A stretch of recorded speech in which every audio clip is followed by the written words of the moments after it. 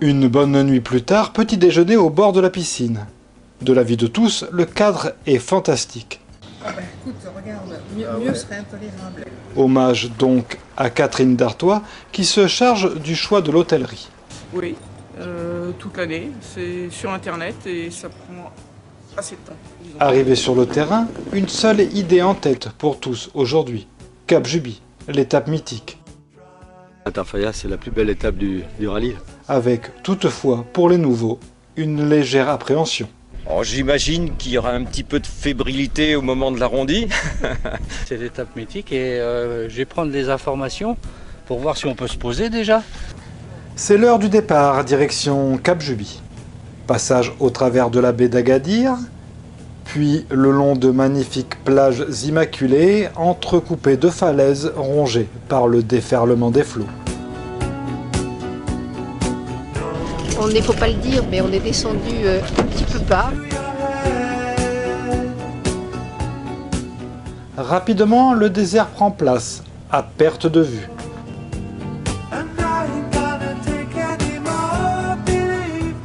Jusqu'à Tarfaya et sa piste à l'approche délicate. Tarfaya, on vient de passer à la verticale. On va prendre la bande arrière 03. Regardez le port comme c'est superbe. Ouais. Tu fais le tour du port. Bravo Victor, on est en vente arrière 03. Tu vois les antennes? Ouais. Passe derrière. Tu fais ta base là. Ta base là, sur les trucs, voilà. Ensuite, on essaye de se mettre dans l'axe en fonction des antennes. C'est les antennes qui guident en fait l'axe. Et puis on les évite. Et puis on revient dans l'axe de piste en s'apercevant que la médiane est légèrement courbée. Et puis on se pose le plus tôt possible parce qu'il faut serrer très vite les fesses, on arrive vite au bout. Une fois à terre, un seul sentiment partagé par tous, le bonheur d'être là, poussant certains d'entre nous à un mimétisme assez surprenant. Je suis très heureuse d'arriver à Tarfaya, à Cap Juby. Une grande émotion, une arrivée propre, un peu acrobatique, une belle arrivée dont nous sommes fiers. Le désert, c'est toujours quelque chose de magique. La joie, c'est mythique, c'est exceptionnel, les mots me manquent. Jusqu'au dernier jour de notre vie, on ne pourra pas oublier ce voyage et le sable qui est doux, Venu de Toulouse par l'avion de ligne, Pierre Fillou est présent sur la piste de Cap Juby, en compagnie d'Aziza, notre correspondante locale. Tous les ans, c'est une fidèle, tu vois, alors que nous, des fois, on abandonne, mais elle est là tous les ans. Arrivé la veille, il a, avec l'aide de Sadat, veillé à ce que notre séjour se passe le mieux possible. Cette année, on a voulu être un petit peu plus sur la piste et avec la piste. Donc, il vaut mieux profiter au plus proche des endroits où Syntex a été avant. Au nom de tous les citoyens de la ville de Tarfaya, soyez les bienvenus. C'est très gentil. Vous êtes nôtres, vous êtes des habitants de Tarfaya. Après l'accueil chaleureux du maire de Tarfaya, nous fêtons notre arrivée devant un vol de jour ou encore dans la tente installée pour le bivouac, à boire le thé. Et pour l'envol du Petit Prince, c'est le moment de retrouver les représentants de Siemens, l'un des partenaires de l'équipage. Nous sommes arrivés ce matin à Tarfaya et on a été rejoints par les équipes de Siemens et Bernard Baquier ici présents, qui nous ont présenté leur projet de ferme éolienne et avec toute une succession de projets humanitaires. Et donc Bernard Baquier va vous en parler. Partenariat entre la Fondation Antoine Saint-Exupéry pour la jeunesse et Siemens. C'est un partenariat pour le développement de la ville de Tarfaya et essentiellement également pour aider les populations à un meilleur confort, un meilleur niveau de vie. Et évidemment la mise en valeur des ressources naturelles de l'endroit.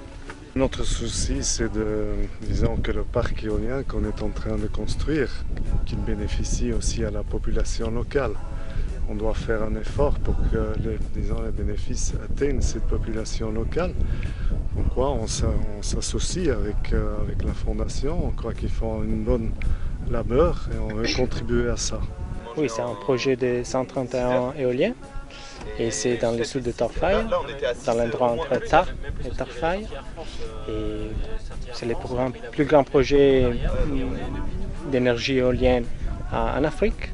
Et on va démarrer les activités dans les prochaines semaines. D'accord, et ça demande combien de mégawatts?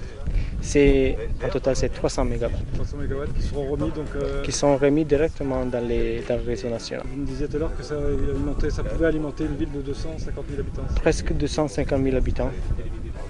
Très gros projet. Oui, très grand projet. Et après, dans le futur, d'autres projets? Dans le futur, il y a des autres projets ici à Maroc. C'est un marché très intéressant et il y a un développement des énergies renouvelables. L'objectif de ce partenariat, c'est que nous souhaitons œuvrer ensemble pour des actions locales au profit de la population. Les partenariats envisagés sont notamment dans le domaine de l'éducation, soutenir le lycée qualifiant de Tarfaya via la vérification et la livraison d'équipements informatiques. Dans le domaine de la santé, nous aimerions livrer de l'appareil et des équipements médicaux et techniques pour le dispensaire de Tarfaya qui vient d'être inauguré récemment. Et dans le domaine de l'environnement, l'idée ce serait de fixer une dune avec des plantes qui s'appellent les plantes de tamaris de la région qui seraient là pour prévenir l'ensablement de la ville à proximité de Tarfaya. Tous les avions sont posés, le soleil décline lentement sur ce lieu chargé d'histoire où l'on peut facilement imaginer rôder le Petit Prince. Demain nous repartirons en emmenant Cap Juby dans nos têtes et dans nos cœurs, et un petit peu de son sable dans nos poches.